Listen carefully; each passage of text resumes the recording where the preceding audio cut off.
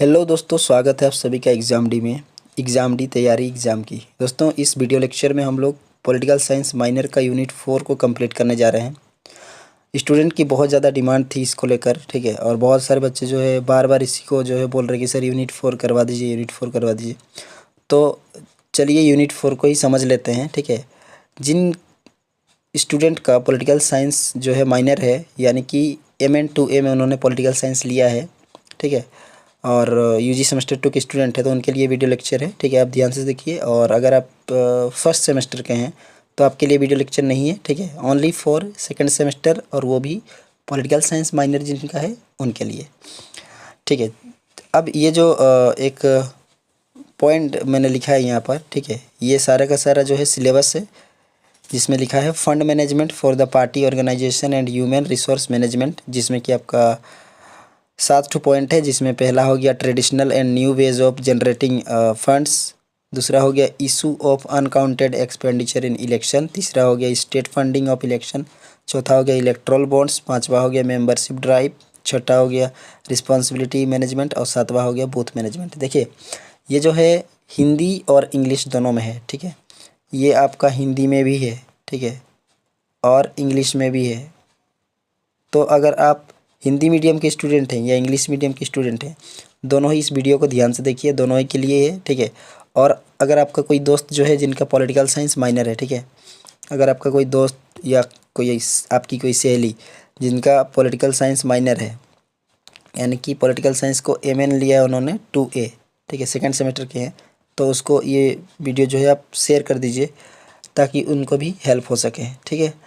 अब मैं इसको समझाने जा रहा हूँ, ठीक है, ध्यान से समझिएगा। और जहाँ पर कुछ डाउट होगा आप वहाँ पे क्वेश्चन पूछिएगा, ठीक है। जहाँ पे डाउट होगा वहाँ पे क्वेश्चन पूछिएगा। तो यहाँ पर मैंने सिलेबस आपको दिखा दिया, ये प्योर सिलेबस है। अब मैं इसको हिंदी में समझाऊंगा, और इसका इंग्लिश वर्जन भी यहाँ पर है, मैं आपको दिखा दे रहा हूँ। उसके बाद मैं हिंदी में समझाऊंगा, ठीक है, क्योंकि हिंदी की स्टूडेंट जो है वो इंग्लिश समझ नहीं पाते हैं, ठीक है। तो इंग्लिश के स्टूडेंट जो है हिंदी आराम से समझ लेते हैं, है ना, इतना मैं मान के चलता हूँ। तो चलिए यहाँ पर मैं इसको पहले दिखा देता हूँ कि इंग्लिश में कैसा है, ठीक है। ये उसका fund management for the party organisation human resource management जो है, ये पूरा इंग्लिश में मैंने यहाँ पे बताया है, ठीक है। हालांकि ये मैं दिखा दूंगा आपको लास्ट में, पहले मैं इसको हिंदी में समझा लेता हूँ, ठीक है। पहले इंग्लिश है और उसके बाद आपका हिंदी है, ठीक है। तो दोनों ही स्टूडेंट के लिए ये पूरा लिखा गया है। अगर आप इसको PDF चाहते हैं तो एग्ज़ाम डी पे ज्वाइन होकर जो है इसका टेलीग्राम पर लिंक वहाँ से मिल जाएगा, आप वहाँ से इसको PDF को डाउनलोड कर सकते हैं, अन्यथा आप यहीं से भी लिख सकते हैं, कोई ज़रूरत नहीं है। तो इकाई 4 जो है पार्टी के लिए धन प्रबंधन, संगठन और मानव संसाधन प्रबंधन है, ठीक है। ये देखिए, ये आपका पूरा यूनिट 4 है, ये वाला, ठीक है। पार्टी के लिए धन प्रबंधन, संगठन, मानव संसाधन प्रबंधन, ठीक है। अब ये है क्या, मैं आपको समझा रहा हूँ। अभी चुनाव हो रहे हैं, आपको पता होगा, ठीक है, कि चुनाव देश में जो है चुनाव की जो प्रक्रिया है वो शुरू हो गई है, और लोकसभा चुनाव जो है पूरा एकदम ज़ोरों शोरों पे है, ठीक है। इसको लेकर आचार संहिता भी लगा हुआ है, पूरे देश में आचार संहिता लगा हुआ है। तो आचार संहिता को आप ध्यान रखिएगा, मॉडल कोड ऑफ कंडक्ट जो है इंग्लिश वालों के लिए मॉडल कोड ऑफ कंडक्ट, ठीक है। और जो हिंदी मीडियम है उनके लिए आदर्श आचार संहिता, इसको याद रखिएगा। एग्ज़ाम में ये सवाल पूछा जा सकता है, ठीक है, संभावना ज़्यादा है, क्योंकि अभी जो है लेटेस्ट में यही चल रहा है, आचार संहिता पूरे देश में लागू है, तो संभावना है कि इस पर सवाल पूछा जाए। क्योंकि जो बोर्ड होता है वो सवाल पूछता है ताकि बच्चों को जो है वर्तमान समय की जानकारी है कि नहीं है इसके बारे में, ठीक है। तो वो एक अलग मैटर है, मैं आपको यहाँ पे बता रहा हूँ, ठीक है। हालांकि उसको मैंने पढ़ा दिया, पिछला वीडियो में जाकर देख लीजिए, आपको वहाँ पे मिल जाएगा उसके बारे में, और आप गूगल वगैरह से एक्स्ट्रा जानकारी भी उसके लिए प्राप्त कर सकते हैं। तो मैं आपको यहाँ जो बताने जा रहा हूँ यूनिट 4 जो है वो है आपका जो पार्टियाँ होती है, जो पॉलिटिकल पार्टीज होती है ना, जो राजनीतिक दल होते हैं, वो पैसे कहाँ से लाते हैं, ठीक है, और ये पैसे का जुगाड़ करने का तरीका क्या है, ये सारा चीज़ इकाई 4 में दिया गया है, ठीक है। जो आप देखते होंगे राजनीतिक दल जो है बहुत ज़्यादा प्रचार करते हैं, यहाँ वहाँ उनके बड़े बड़े पम्पलेट होर्डिंग लगते हैं, ठीक है, जहाँ तहाँ बड़े बड़े नेताओं के फ़ोटोज़ लगे होते हैं, फ़ोन में आते हैं, TV में आते हैं, ठीक है, रेडियो वगैरह, कोई भी जगह नहीं बचता है, हर जगह पहुँच जाते हैं। तो इतना कुछ करने के लिए पैसा तो चाहिए ना, लोग उनका प्रचार करते हैं, इनके लिए पैसा तो चाहिए ना। तो यही आपका है यूनिट 4 कैसे आता है वही। तो देखिए यहाँ पर है 2 तरीके बताए गए, एक है पारंपरिक तरीका और एक है आधुनिक तरीका। पारंपरिक तरीका का मतलब होता है कि जो पहले वो लोग जिस तरीके से पैसे का जुगाड़ करता था, पार्टियां जो होती थी ना, उसको पारंपरिक तरीके कहते हैं, पहले वाला। तो आपको ये लिखना होगा पारंपरिक तरीके में कि उनका पहला तो जो था वो था सदस्यता शुल्क। क्या होता है कि अगर कोई पार्टी से जुड़ना चाहता है ना, राजनीतिक दल से, मान लीजिए XYZ नाम के एक पॉलिटिकल पार्टी है, उसमें आप जुड़ना चाहते हैं, तो आप जो है एक शुल्क देंगे, कुछ फीस देंगे और आप उसमें जाके जुड़ जाइएगा, ठीक है। तो ये हो गया सदस्यता शुल्क। दूसरा होता है दान। ये क्या करते हैं, व्यक्ति, संगठन या व्यवसायों से दान दान प्राप्त करते हैं, ठीक है। कि अगर हम वो जो पार्टियां होती है ना, वो जो है दान प्राप्त करती है बड़े बड़े व्यापारियों से, बड़े बड़े संगठनों से, लोगों से। इसके अलावा धन उगाने का कार्यक्रम भी करते हैं लोग, ठीक है। नीलामी का कार्यक्रम, अन्य कार्यक्रम आयोजित करके जो है धन जो है लोगों से इकट्ठा करते हैं। ये आपके जो है पुराने तरीके थे, ठीक है। सदस्यता शुल्क, दान, ठीक है, और धन उगाने का तरीका।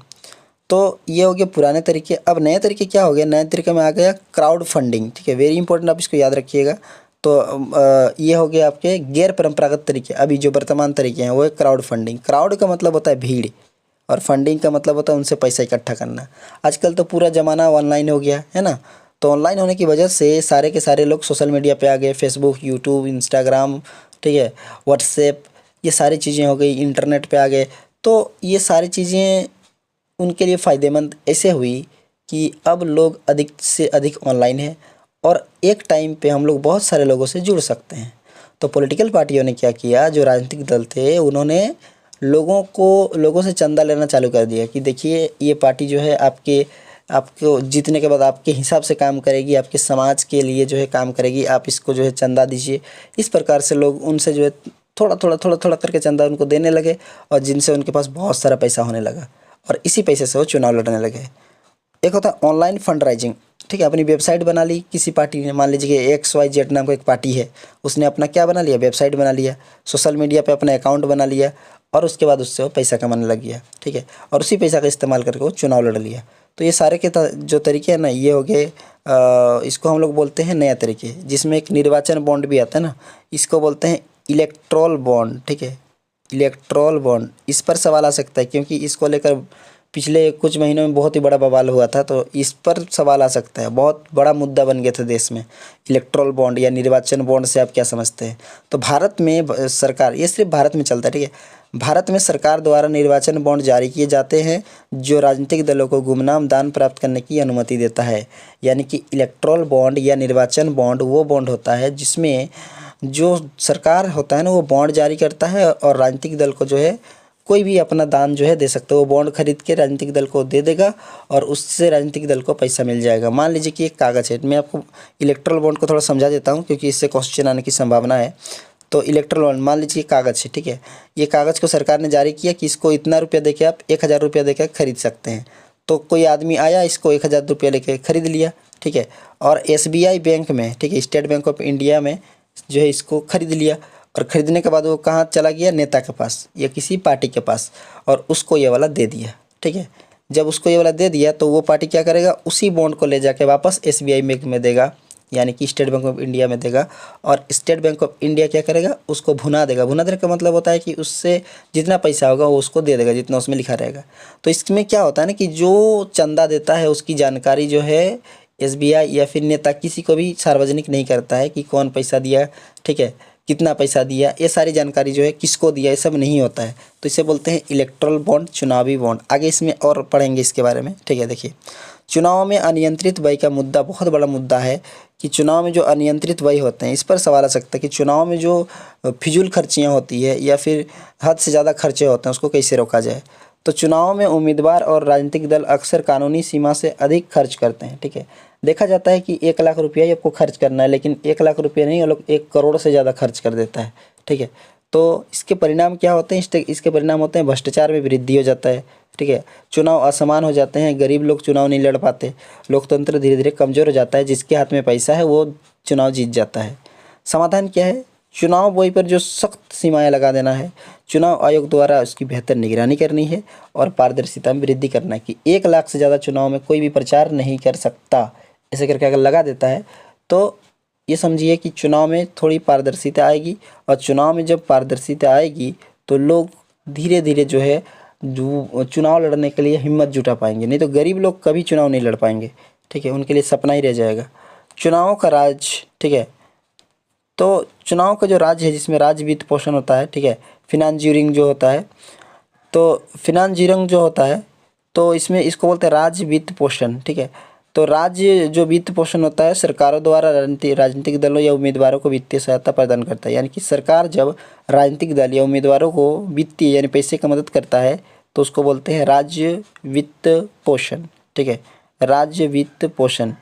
तो फिनांजियोंग, तो इसके पक्ष में बहुत सारे लोगों का तर्क है कि ये ज़रूरी क्यों है कि चुनाव को अधिक निष्पक्ष और समान बनाना चाहिए, भ्रष्टाचार को कम करना चाहिए और लोगों को मजबूत करना चाहिए, क्योंकि सरकार पैसे देगी, दूसरों को कोई खर्चा नहीं करना है। लेकिन नुकसान क्या है, करदाताओं के पैसे का दुरुपयोग हो सकता है, जो भाई टैक्स दे रहा है उसका पैसा का दुरुपयोग हो सकता है। सरकार को राजनीतिक दलों पर अनुचित प्रभाव दे सकता है, ठीक है, सरकार जो है राजनीतिक दलों पर कब्जा कर सकता है कि वो पैसा दे रहा है। पार्टियों को आत्मनिर्भर नहीं बनाया जा सकता, यानी कि हतोत्साहित हो जाएंगे पार्टियां अगर सरकार पैसे दे और चुनाव लड़ने के लिए।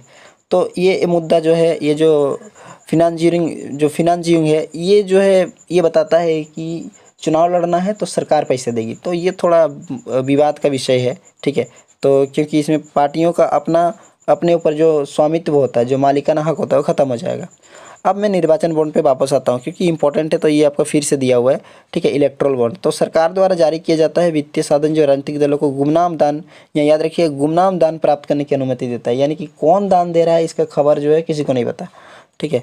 बैंक को पता होता है लेकिन बैंक उसको कोड बना के रखता है, वो बताता नहीं है। तो इसको लेकर जो है बहुत सारा विवाद इसलिए हुआ था कि बहुत जगह जो है ये बताया गया कि ये जो है भ्रष्टाचार को बढ़ावा दे रहा है, ठीक है। यहाँ पर मैं आपको दिखा दे रहा हूँ। इसके पक्ष में तर्क है, ठीक है, जो इसके पक्ष में जो तर्क है वो है कि पारदर्शिता में वृद्धि होगी, दानदाताओं को डरने की कोई बात नहीं है, दानदाता निश्चिंत होकर दान दे सकते, उसकी जानकारी कभी भी जो है लोगों के सामने नहीं आएगी। राजनीतिक दलों को अधिक धन प्राप्त करने में मदद करता है, इससे राजनीतिक दल जो है बहुत ज़्यादा पैसे कमा लेते हैं और उससे चुनाव लड़ते हैं।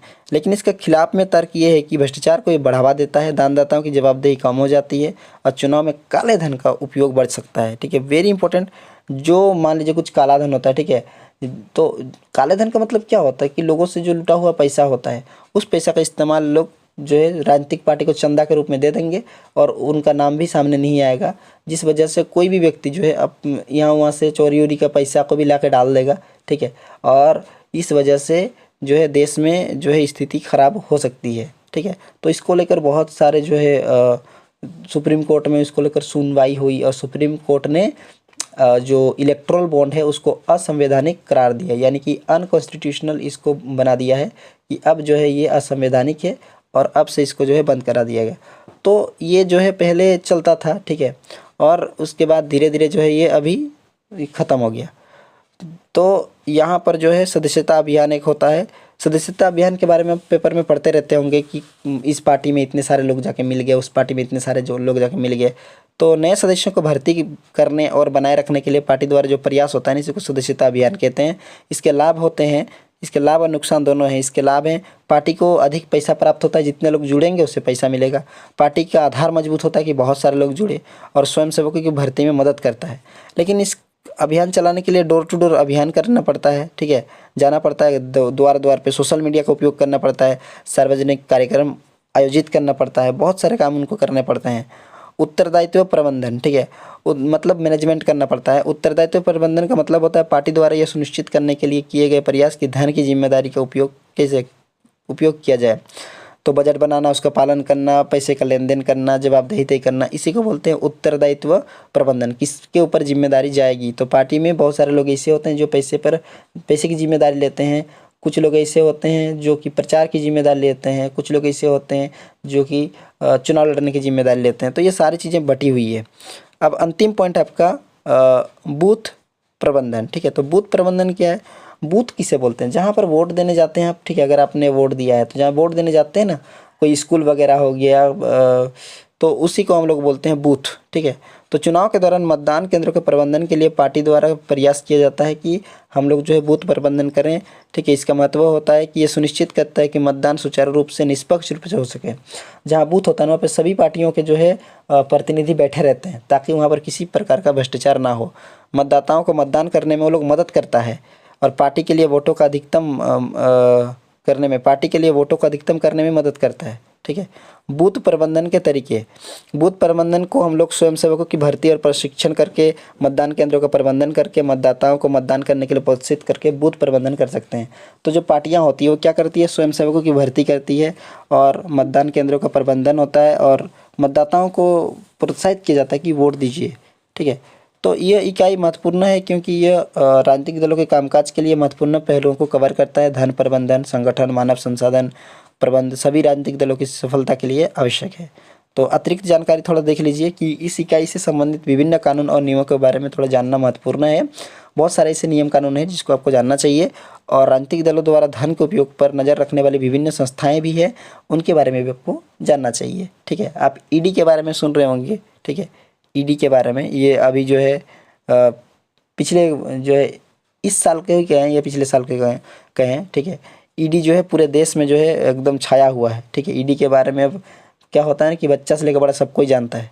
तो इस प्रकार की जो संस्थाएं हैं, ईडी है, सीबीआई है, ठीक है, इस प्रकार की जो संस्थाएं हैं ये जो है इनकम टैक्स डिपार्टमेंट हो गए, ये किस प्रकार से राजनीतिक दल जो होते हैं उन पर नज़र रखती है, उनके इनकम पर नज़र रखती है, इसके बारे में भी आपको जानकारी होनी चाहिए। तो ये मैंने पूरा जो है इसका वीडियो लेक्चर को कंप्लीट करा दिया। यूनिट 4 आपका यहाँ पे कंप्लीट हो गया। ये था आपका हिंदी में और मैंने जैसे पहले ही आपको बता दिया कि इंग्लिश में भी ये है, ठीक है। तो हिंदी वाले विद्यार्थी इसको लिख लेंगे और इंग्लिश वालों के लिए मैं यहाँ पर दिखा दे रहा हूँ। आप जो है इसको पॉज करके लिख लीजिएगा, ठीक है। और अगर आपको इसमें दिक्कत हो रहा तो आप इसको PDF को भी डाउनलोड करके आराम से घर में पढ़ सकते हैं या लिख सकते हैं, जो आपकी इच्छा हो, ठीक है। तो यहाँ से देखिए, यहाँ से आपका है fund management for the party organisation, human resource management, traditional and new ways of generating funds, ठीक है। मेंबरशिप फीस है, डोनेशन है, फंड राइजिंग इवेंट्स से, न्यू मेथड्स में crowd funding, online fund raise, electoral bonds के बारे में मैंने बताया। इसके बाद हो गया issue of unaccounted expenditure in election, ये भी मैंने बताया। स्टेट फंडिंग ऑफ इलेक्शन हो गया आपका। आर्गूमेंट अगेंस्ट इलेक्ट्रल बॉन्ड हो गया आपका, ठीक है। और इसके बाद आपका मेंबरशिप ड्राइव मैंने बताया। रिस्पॉन्सिबिलिटी मैनेजमेंट, बूथ मैनेजमेंट अभी मैंने आपको बताया, ठीक है। और एडिशनल नोट्स में यहाँ पर मैंने कुछ आपको समझा दिया है। तो यहाँ पर जो है ये यूनिट 4 कंप्लीट हो जाता है। बहुत सारे विद्यार्थियों का डिमांड था, उस डिमांड पर इसको कंप्लीट कर दिया गया है। अब आप आराम से, ठीक है, आपका जब एग्ज़ाम है उतना दिन तक आराम से आप यूनिट 1, 2, 3, 4 की तैयारी कीजिए। सारे के सारे जो है यहाँ पर आपको प्ले लिस्ट में मिल जाएंगे या फिर आपको चैनल पे मिल जाएंगे, आप वहाँ से देख लीजिएगा और उसकी तैयारी अच्छे से कीजिएगा ताकि आपका मार्क्स अच्छे तरीके से आए, ठीक है। कुछ सवाल आपको अगर पूछने हैं इस वीडियो लेक्चर से संबंधित, ठीक है, तो आप उसको पूछ सकते हैं। मिलते हैं नेक्स्ट वीडियो के लिए, तब तक के लिए धन्यवाद।